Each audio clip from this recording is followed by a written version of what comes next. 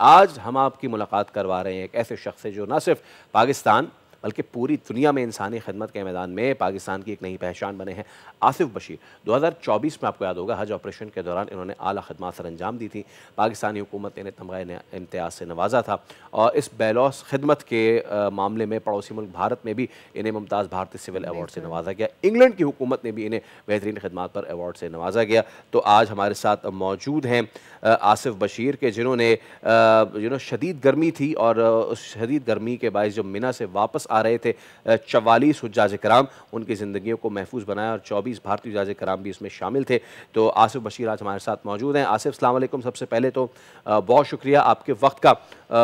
माशाल्लाह से दुनिया भर में आपकी पजीराई हो रही है और पाकिस्तान ने भी इसको एक्नॉलेज किया है। कैसा महसूस कर रहे हैं? अस्सलाम वालेकुम। सबसे पहले मैं बोल न्यूज़ और आपकी टीम का बहुत बहुत शुक्रिया अदा करता हूँ कि उन्होंने मुझे इनवाइट किया, और आपके व्यूअर्स को रमज़ान मुबारक। और मुझे बहुत अच्छा फील हो रहा है कि अपने मुल्क का नाम जो है मेरी वजह से जो है वो अच्छे अल्फाज में लिया गया, और फिर ऐसी जगह पे तो जहाँ पे लोग सिर्फ हज करने जाते हैं, लेकिन अल्लाह पाक ने मुझे ऐसी सादत बख्शी कि मुझे जो है वो हज का हीरो कहा जाता है और मीना का फरिश्ता कहा जाता है। तो बहुत माशाल्लाह, ज़्यादा खुशी महसूस होती है माशाल्लाह। अल्हम्दुलिल्लाह। आपको माशाल्लाह पाकिस्तान से, भारत से और अ, एक यूके। और यूके से भी आपको जो है वो तमगा मिला, तो वो उसमें आपके क्या जज़्बात है कि माशाल्लाह एक जगह नहीं 3 जगह से आपको जो है ये अवार्ड मिला इस तरह से, तो आपको क्या फीलिंग थी उस वक़्त? मुझे बस यही थी कि हमेशा से यही एम था, बचपन से यही वो था कि जहाँ भी जाऊँ अपने मुल्क पाकिस्तान का जो नाम है वो रोशन करूँ, अपने दीन का नाम जो है वो अच्छे अल्फाज में लिया जाए। तो मेरी इस छोटी सी काविश से जो है वो पूरी दुनिया में जो है, और स्पेशली इंडिया में जब हमारे मुल्क का नाम अच्छे अल्फाज में लिया जाता है तो मेरी फीलिंग्स भी बहुत उस वक्त हाई होती हैं, हाँ, और मेरी वजह बिल्कुल। से काफ़ी लोग जो है वो मोटिवेट हुए, उनको हज का पता चला, इंडिया में इस्लाम का पता चला है। तो मैं काफ़ी खुशी महसूस करता अच्छा, हूँ। आसिफ ज़रा वाक़या तो बताइए कि आखिर हुआ क्या था? हम सभी ये जानना चाहते हैं। ये असल में आप हज के जो 5 दिन होते हैं वो आपको पता होगा काफ़ी सख्त होते हैं। जी। तो 10 ज़िलहज्जा को जब शैतान को कंकरियाँ मार के जब हुज्जाज जो थे वो ज़्यादातर 60 प्लस होते हैं, तो वो वापस जब आ रहे थे तो अम, जब वो दोबारा मिना की वादी में जब दाखिल होते हैं और अपने कैंपों की तरफ जाते हैं तो वहाँ पे उस दिन जो था वो 52 डिग्री सेंटीग्रेड था। तो डिहाइड्रेशन और मुसलसल चलने की वज़ह से काफ़ी लोग जो थे वो बेहोश हो गए थे, और तकरीबन डेथ काफ़ी लोगों की हुई थी उस दिन।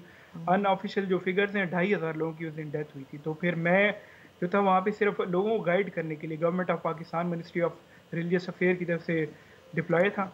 लेकिन जब मैंने देखा कि लोग जो हैं वो ऐसे मर रहे हैं, तो सबसे पहले तो मेरे अपने हाथ पाँव फूल गए, क्योंकि मैंने इतनी लाशें ज़िंदगी में पहली दफ़ा देखी थी।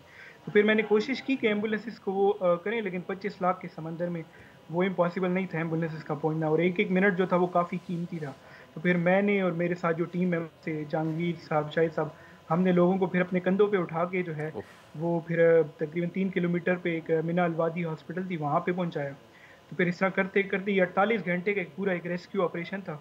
इसमें फिर 17 लोगों की जान बच गई, और 350 लोगों को हमने ओआरएस और पानी पिला के जो है वो तिब्बी इमदाद दी, और 1000 से ज़्यादा लोगों को उनके कैंप्स तक वापस गाइड किया हमने। तो ये सारा तकरीबन 48 आवर्स का एक ऑपरेशन था। तो अल्लाह ने हमें सादत बख्शी, क्योंकि एक एक जान को बचाना बिल्कुल ऐसा है कि पूरी इंसानियत की जान बचाना। बिल्कुल।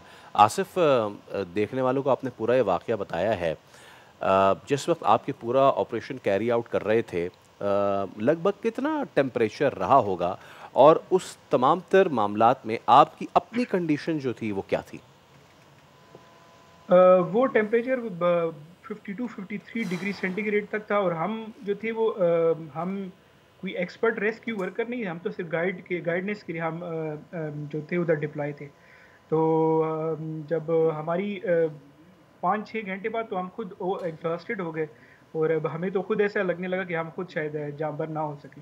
तो लेकिन हमने फिर ये वो किया कि अगर हम इस वक़्त अगर हमने हिम्मत हार दी तो एक-एक जान के जो है वो कीमती है। इसके यानी इस बंदे के पीछे पूरा एक ख़ानदान जो है वो इंडिया में बिल्कुल। या पाकिस्तान में, कि पूरी-पूरी फैमिली जो है पीछे बैठी हुई है। तो अगर ये हमें इसने इस वक़्त लेज़ीनेस दिखाई या हमने आराम कर लिया तो एक जान जा सकती है। तो वो हमारी मोटिवेशन भी थी, और यही जो उस वक़्त ज़हन में यही जो थी वो कुरान की आयत जो है थी वो घूम रही थी कि एक इंसानियत को बचाना बिल्कुल ऐसे जैसे पूरी इंसानियत को बचाना। बिल्कुल ऐसे ही है। तो आसिफ, जिन जिन को आप बचा रहे थे, क्या आपको मालूम था कि ये भारत से हैं या कौन कौन सी कौम से लोग आए हुए हैं, या बस उस वक्त ये धुन सवार थी कि बस रेस्क्यू करना है लोगों को? वो असल में आपको पता होगा कि हज के मौके पे और उम्रा के मौके पे सारे लोग एहराम में होते हैं, एहराम वाइट में एहराम होते में होते हैं। हैं। इवन हम भी एहराम में थे। हम भी अपने वो जैकेट्स, ड्यूटी जैकेट्स में या उसमें नहीं थे, तो हमें बिल्कुल इल्म नहीं था। और हमारे लिए ये इंडिया के लोगों को यानी आइडेंटिफाई करना, क्योंकि हम इंडिया और पाकिस्तान के लोग, बांग्लादेश के लोग, हम सारे एक ही जैसे हैं। तो उस वक्त तो हमें पता नहीं चला, ये हमें दूसरे दिन पता चला कि जो है ये ज़्यादातर इसमें इंडियंस थे। और अच्छा। ये एक वो भी है कि मैं गलती से जो मेरी जो ड्यूटी थी वो इंडियन कैंप्स के पास लग गई थी, तो इस वजह से वो जो गलती थी वो मेरे लिए ब्लेसिंग साबित हुई थी। वो तो आपके लिए उससे नहीं, वो उन तमाम तर लोगों के लिए ब्लेसिंग साबित हुई जिन्हें आप जैसा फ़रिश्ता मिला। बहुत शुक्रिया आसिफ, हाँ, और जो जिस खिदमत का आपने मिसाल कायम की है, खुदा करे कि आपको इस दुनिया में तो सिला मिला ही है, इसके बाद की दुनिया में भी आपके लिए वो ऐसा सिला बने कि आप और आपकी नस्लें जो हैं वो बाकायदा से उसका जो है उससे इस्तेफादा करें। सब्सक्राइब करें और बेल दबाएं ताकि कोई खबर रह न जाए।